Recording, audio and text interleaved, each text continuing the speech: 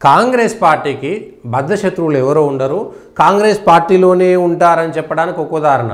కాంగ్రెస్ పార్టీలోనే ఉంటారు, కాంగ్రెస్తో పొత్తు పెట్టుకొని గెలిచినటువంటి వాళ్ళు కూడా కాంగ్రెస్కి వ్యతిరేకంగా ఉంటారు. కాంగ్రెస్ చేసేటువంటి దాన్ని కాంగ్రెస్ని ఇంకెవరో ముంచాల్సిన అవసరం లేదు, వాళ్ళకు వాళ్ళే మునిగిపోతారని చెప్పడానికి ఇంకొక ఉదాహరణ ఉంది. ఇప్పుడు కాంగ్రెస్ వాళ్ళు మునిగిపోతుంటే తేల్చాల్సింది, లేదా వాళ్ళని గుంజుకొని బయటికి రావాల్సినటువంటి పొత్తులో ఉన్నటువంటి పార్టీ వాళ్ళ మీద మరింత బండలు నెట్టేసేటువంటి ప్రయత్నం చేస్తున్నది.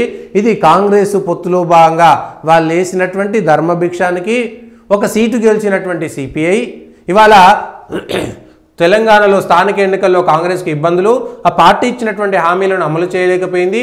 సిపిఐ ఎమ్మెల్యే కూనంనేని సాంబశివరావు గారు పాపం ప్రెస్ మీట్ పెట్టి తెలంగాణలో కాంగ్రెస్ తమ పొత్తులో భాగంగా గెలిచినటువంటి ఎమ్మెల్యే, మేము దీని దానికే చెప్తాం, మేము కమ్యూనిస్టులం నికార్సైనటువంటి వాళ్ళం చెప్తారు. కాబట్టి పాపం కాంగ్రెస్ పార్టీ స్థానిక సంస్థల ఎన్నికల్లో ఇబ్బందులు ఎదుర్కోక తప్పదు, ప్రజల్లో ఇచ్చినటువంటి హామీలు నెరవేరలేదనేటువంటి బాధ ఉన్నది, ప్రజల్లో ఆ భావన ఉన్నది.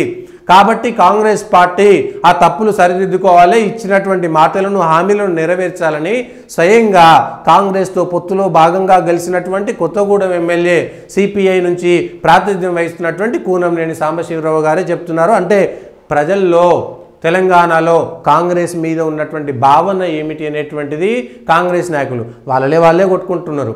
వాళ్ళే కాంగ్రెస్ విధానం ఏందో చెప్పుకోలేనటువంటి పరిస్థితి, వాళ్ళే అనవసరమైనటువంటి వాగ్దానాలు చేసి, వాళ్ళే అనవసరమైనటువంటి విమర్శలు చేసి అవన్నీ మళ్ళీ వాళ్ళ మీదకి వస్తే వాళ్ళే సమాధానం చెప్పుకోలేక, ఎందుకంటే పనికిరా అని చర్చ మాత్రమే జరుగుతున్నది వాళ్ళ రాజకీయాల్లో. ఏ పనికొచ్చేటువంటి చర్చ, ప్రజలకు ఉపయోగపడేటువంటి చర్చ మాత్రం సాగడం లేదు. అయితే సిపిఐ మాత్రం కాంగ్రెస్ పార్టీని పట్టుకొని లేపాల్సింది పోయి, వాళ్ళ తప్పులను పాపం కప్పిపుచ్చాల్సింది పోయి వాళ్ళ మీద మరింత బండేసేటువంటి ప్రయత్నం చేసిండ్రు. మరి దీనిపైన కాంగ్రెస్ పార్టీ ఎట్లా స్పందిస్తుంది, కమ్యూనిస్ట్ పార్టీ ఏ విధంగా స్పందిస్తుందో చూడాలి.